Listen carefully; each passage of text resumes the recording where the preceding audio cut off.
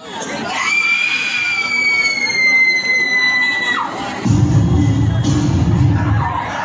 खूपच उशीर झालाय घरी जायला.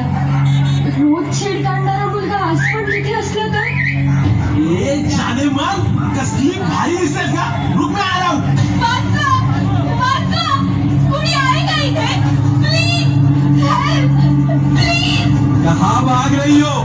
इथे कोणी पण तुझ्या मदतीला येणार नाही. आयटम सगळ्याच्या सगळे बहिरे झालेत का?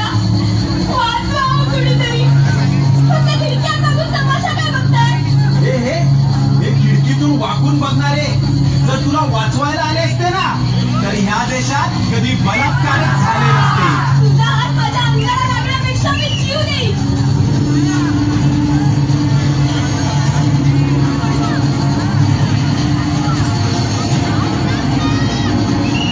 माझ्या आजूबाजूला कुणीच वर्ग नाहीये का? सगळे क्षमता जन्माला आले. आज जर माझ्या अवघडीला धक्का लागला ना तर तुमच्या आया बहिणी तुम्हाला कधीच माफ करू शकणार नाही. तुला काय वाटलं मी गेलो? वाचवा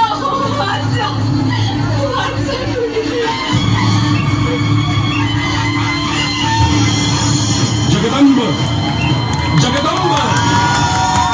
दिल्लीचे तख्त राखणाऱ्या महाराष्ट्रातून हा कसला आवाज? आज जर तुम्ही माझी अब्रू वाचवायला आले नसतात ना तर माझं काही खरं नव्हतं. शरम वाटते, शरम वाटते. ज्या महाराष्ट्रासाठी आयुष्य खर्ची घातलं आज त्याच महाराष्ट्रात कुणीच मावळा आया बहिणींची अब्रू वाचवायला पुढे येऊ नये. महाराज, हे लोक फक्त तुमच्या विचारांच्या गप्पा मारतात. म्हणूनच आता तुमच्याकडून अपेक्षा आहे. वाचवा माझी अब्रू.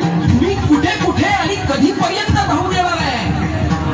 आज 350 वर्षानंतर सुद्धा आया बहिणींची अब्रू वाचवायला माझीच गरज लागणार असेल तर माझ्या नावाने राजकारण करणाऱ्यांची मला लाज वाटते. महाराज, मग आता माझी अब्रू कोण वाचवणार?